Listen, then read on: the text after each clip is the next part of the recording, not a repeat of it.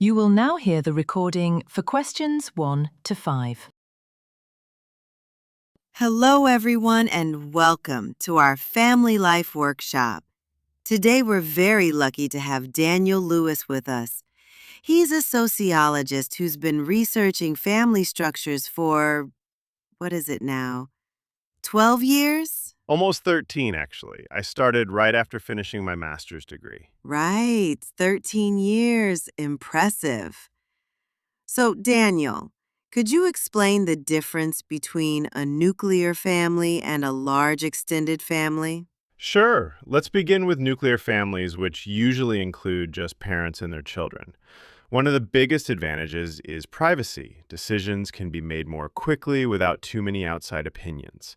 For example, if parents decide their child should go to a particular school, there's no need to negotiate with grandparents or uncles. And of course, children might enjoy having their own bedrooms, though, well, that depends on the house size. And it's easier to move around, isn't it? Exactly. That's the flexibility factor. If one parent gets a job offer in another city or even another country, it's simpler to pack up and go.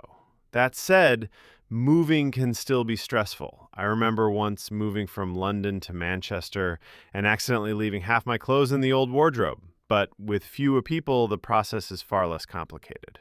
All right, so what about large extended families? They're quite different. These include grandparents, aunts, uncles, and cousins, sometimes living together, sometimes just nearby. One key strength is emotional support. If a teenager has a problem, they might feel more comfortable talking to an aunt instead of a parent. There's also practical support, things like sharing childcare, cooking meals, or even helping with homework. Once, during my field research, I met a family where the grandmother prepared lunch for 8 grandchildren every single day. Imagine the savings on lunch boxes. That's incredible. Yes, though it's worth noting that having many people around can also cause disagreements. But overall, extended families are great for building strong support networks, while nuclear families suit those who value independence and mobility. There's no single best option. It depends on lifestyle, personality, and sometimes just what life gives you.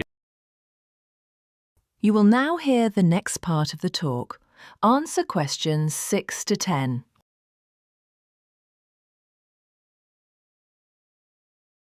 Let me give you 2 examples from my research. The first is the Carter family, a nuclear family in Manchester. It's just the parents, Sarah and John, and their 2 children. They live in a small but comfortable house.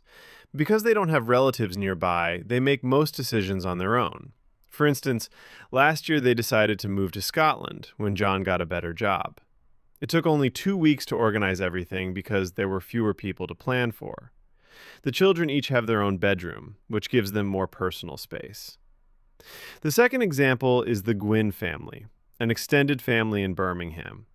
3 generations live under one roof: grandparents, parents, and 4 children. The grandmother cooks lunch for everyone every day, and the grandfather often walks the younger children to school. When one of the children had trouble with maths, an uncle helped with tutoring.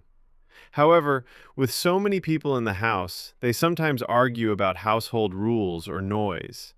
Still, the family says the support and closeness make it worthwhile.